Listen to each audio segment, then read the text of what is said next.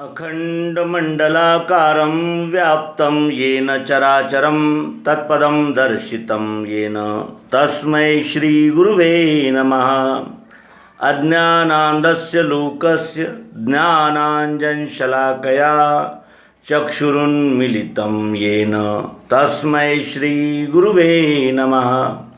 अध्यात्म विश्व विज्ञान यूट्यूब चैनल पर उपस्थित सभी आत्मरूप सज्जन और शक्ति स्वरूपा देवियों का हार्दिक स्वागत समादर करते हैं। मित्रों, हम श्रीमद् भगवद गीता का अध्ययन कर रहे हैं और इस अध्ययन में हमने 11वें अध्याय में अर्जुन को ये कहते हुए देखा कि वो कह रहा था कि भगवान, मैंने जो आपने जो कुछ भी कहा वो सब सुना और जो आपने कहा वही असित, देवल, नारद इत्यादि महर्षियों ने, ब्रह्मर्षियों ने कहा है, ये मैं जानता हूँ। लेकिन मैं उस आत्मा को देखना चाहता हूँ, प्रत्यक्ष देखना चाहता हूँ। मैं केवल सुनना नहीं चाहता, क्योंकि अब तक मैंने आत्मा के विषय में इतना सुन लिया है कि अब सुनने की इच्छा ही नहीं रही। क्योंकि जो चीज़, जो घटक, जो बात देखी हुई नहीं होती, उसके बारे में हम कितने भी पन्नों में वर्णन करें, कितने भी उसके गुण गाए, तो भी हमें कुछ बोध होता नहीं। जैसे किसी व्यक्ति को हमने देखा ही नहीं, हम उसके विषय में जानते ही नहीं, और उसके विषय में अगर हमें बहुत सारी बातें सुनने को मिले तो भी क्या उसका हमें परिचय हो सकता है? नहीं हो सकता।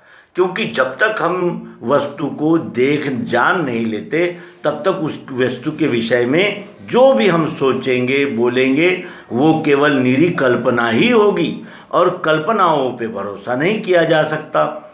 जब हम देख लेते हैं, जान लेते हैं, जांच लेते हैं, तब हमें पूर्ण निश्चय होता है, पूर्ण विश्वास होता है कि ये वस्तु ये है और इसका स्वभाव ये है, ये इस उपयोग में आती है, इस वस्तु का ये कर्तव्य है, इस कार्य में ही ये वस्तु का उपयोग होता है।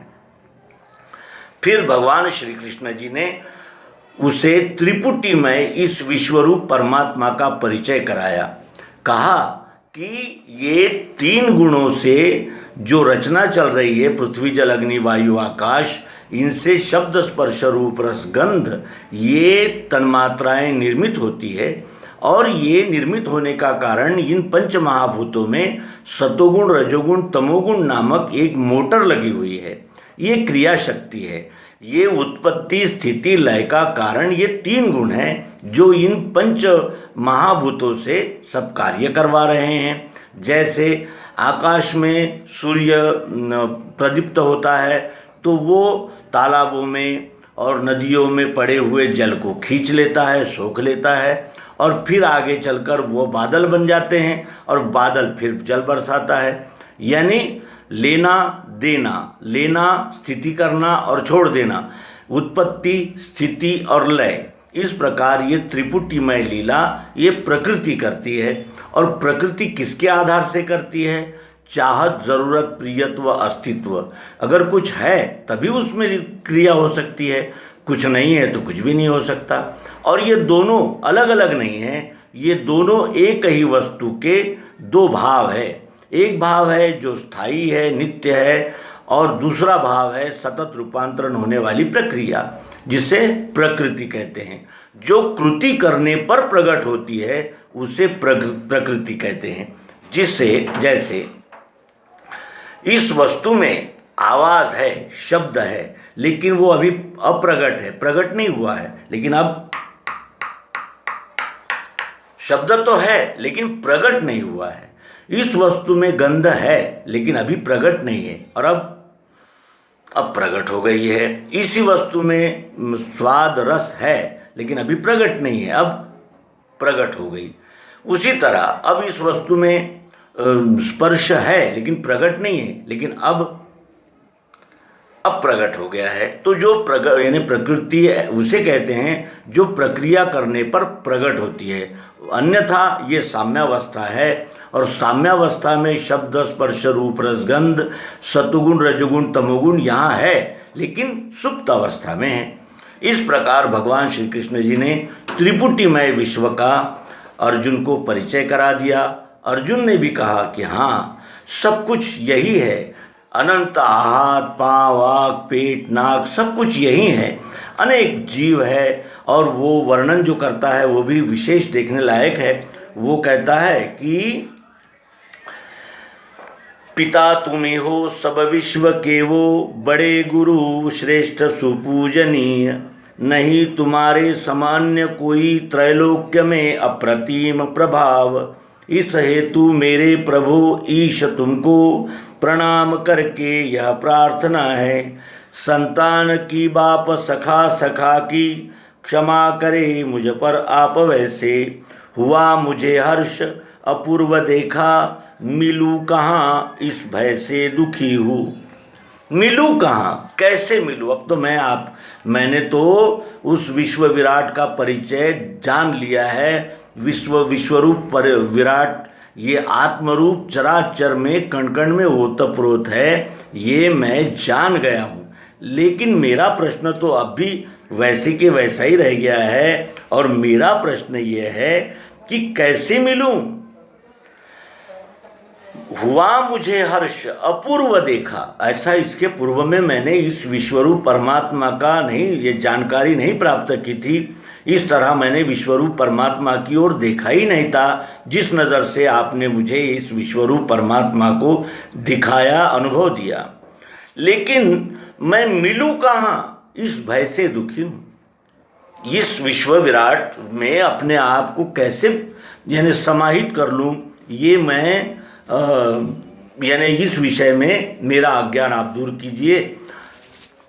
भगवान श्री कृष्ण जी कहने लगे कि वेदों से, तप करने से, दान से, अन्य रीति से अशक्य देखना है ये, जैसे तूने लखा मुझे। जैसे तूने मुझे देखा जाना, वैसे वेदों से, वेदों को पढ़ने से, तप करने से, दान करने से या किसी भी रीति से अशक्य देखना है, जैसे तूने लखा मुझे।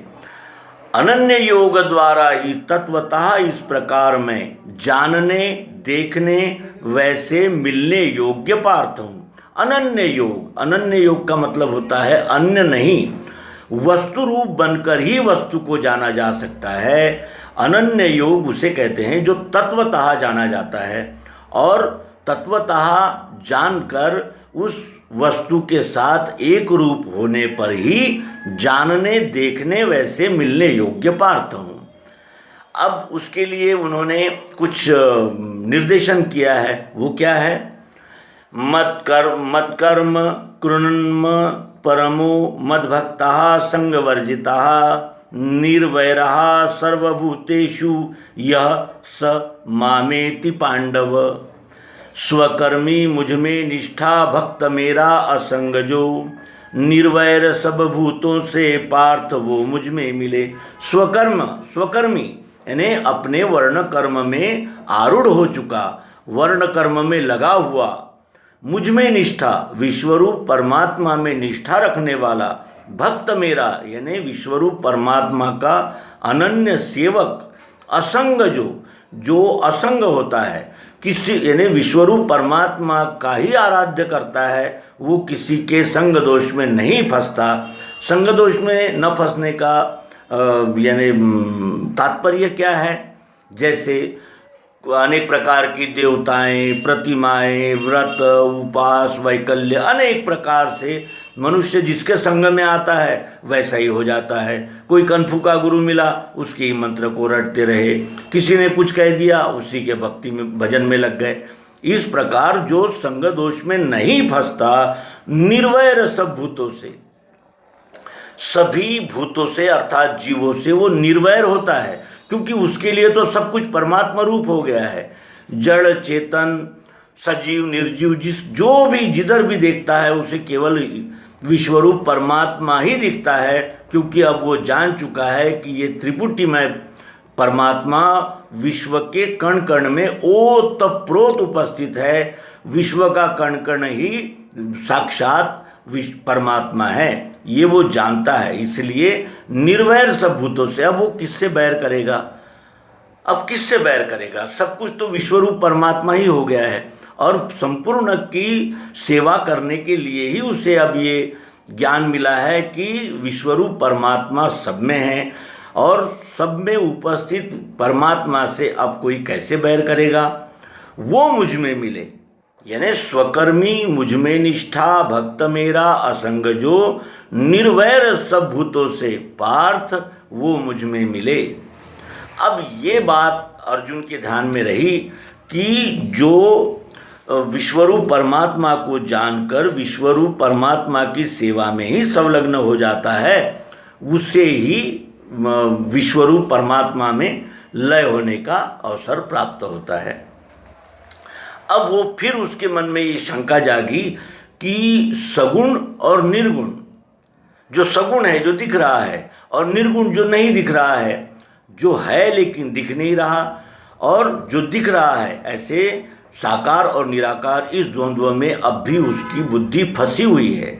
उसने सगुण निर्गुण का जो लय है वस्तु, उसकी ओर यानी वो उस वस्तु को जानना चाहता है। पुनः पुनः अपनी शंका को प्रदर्शित करते हुए कहता है कि इस प्रकार सदा युक्त सेवा सगुण की करे और निर्गुण जो ध्यावे, इनमें श्रेष्ठ कौन है।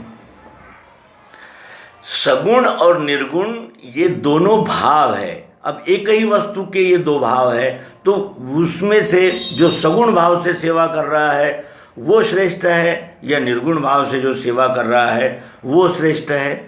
इस प्रकार का द्वंद्वात्मक प्रश्न अर्जुन उपस्थित कर रहा है। इस बात को हम प्रयोग द्वारा जानेंगे कि सगुण और निर्गुण क्या ये दो अलग अलग है या एक ही है। ये शक्कर का ढेला है।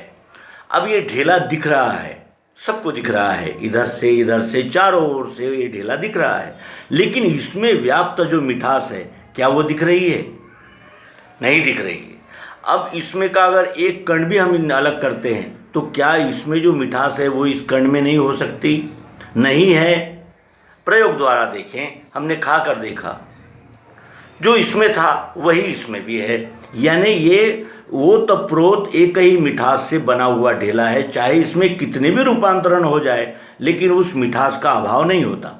अच्छा, आकार किसने धारण किया है? मिठास ने धारण किया है। इसके कितने भी आकार बदल जाएंगे तो भी क्या मिठास बदल जाएगी? नहीं बदल सकती। मिठास ने ही आकार धारण किया है और मिठास और ये ढेला दो अलग अलग हो ही नहीं सकते। और ये मिठास और ढेला ये ऐसा कह देने से क्या इस वस्तु का संपूर्ण बोध हो सकता है? नहीं हो सकता। इसके लिए इस वस्तु का नाम रखना होगा। इस वस्तु का नाम हमने रख दिया है मिश्री, शक्कर। अब मिश्री कहते ही मिश्री का ही ये ढेला है और ये मिठास भी तो मिश्री की है। तो मिश्री इस भाव में इन दोनों भावों का लय हो जाता है। सगुण और निर्गुण ये वस्तु को जानने के लिए किए गए दो भाव है, दो भाग है। वस्तुतः वस्तु तो एक ही है, वस्तु एक ही है। एक ही वस्तु को जानने के लिए रूप, गुण और नाम इस प्रकार त्रिपुटी की गई है। विश्व वस्तु एक ही है और इसीलिए भगवान श्री कृष्ण जी अर्जुन को उस यानी अन्योन्य भाव में, जो अन्य नहीं है उस भाव में निर्देशित करते हैं कि ये विश्व में सगुण सहित निर्गुण है, निर्गुण सहित सगुण है। सगुण बिन निर्गुण पंगु बिचारा, या को भेद न जाने गवारा। जो निर्गुण की उपासना में लगे हैं उनको भी अंत में सगुण के बगैर निर्गुण हाथ आने वाला नहीं है, बोध होगा ही नहीं। और जो केवल सगुण को ही सत्य मान रहे हैं उनको निर्गुण निराकार मिठास, निर्गुण निराकार जो चाहत, ज़रूरत, प्रियत्व, अस्तित्व है उसको ध्यान में लिए बगैर सगुण का संपूर्ण परिचय नहीं मिल सकता। और ये दोनों भाव नाम में अर्थात वस्तु में लय को प्राप्त होते हैं। विश्वरूप परमात्मा ये सगुण निर्गुण का लय होने वाला भाव है और यही सत्य है। विश्व से सगुण और निर्गुण ये अलग अलग नहीं हो सकते और इसीलिए यहाँ सद्गुरु कहते हैं कि दृश्य साकार वही है निराकार भी वही, दोनों का धाम भी है वो, उसको सर्व है कहा। सर्व है, वो सगुण भी है, निर्गुण भी है, और इन दोनों का भाव, दोनों भावों का लय विश्वरूप परमात्मा ही सत्य है। इसलिए विश्वरूप परमात्मा की जो सेवा करते हैं वही निर्द्वंद्व निर्वैर सब भूतों से, और वही इस विश्वरूप परमात्मा में लय को प्राप्त कर सकते हैं। आज हम देखते हैं कि संपूर्ण विश्व की मानवता सगुण निर्गुण इन दोनों भावों में बटी हुई है। सगुण, निर्गुण और नास्तिक, ये तीन प्रकार की भावनाएं इस विश्वरूप परमात्मा में अनेक संप्रदायों के रूप से दृष्टिगोचर हो रही है, और ये असत्य है। सगुण और निर्गुण ये एक ही वस्तु के दो भाव है। ये भारतीय अध्यात्म तत्व चिंतन ने सिद्ध कर दिया हुआ अटल सिद्धांत है, और इसीलिए यहाँ सद्गुरु की महिमा हमें प्रकर्ष से ध्यान में आती है कि सद्गुरु प्राप्त हुए बगैर सगुण निर्गुण साकार निराकार इनका यानी गांठ नहीं छूट सकती। जड़ चैतन्य की गांठ पड़ गई है, और यद्यपि छूटत मृषा छूटत कठिनाई। इस प्रकार सद्गुरु ही सगुण निर्गुण साकार निराकार का यानी रहस्य खोल सकते हैं, और विश्वरूप परमात्मा का दर्शन सद्गुरु की सेवा भक्ति और उनके ज्ञान का अंगीकार अनुसरण किए बगैर नहीं हो सकती। और जानत तुम ही होई जाई, इस परम अनुभव का लाभ हमें सद्गुरु युक्ति के बगैर नहीं हो सकता। इसीलिए आरंभ में ही कहा जाता है कि अखंड मंडलाकारं व्याप्तम येन चराचरम तत्पदम दर्शितम येन तस्मै श्री गुरुवे नमः। धन्यवाद। नर्मदे हर सद्गुरु भगवान की जय।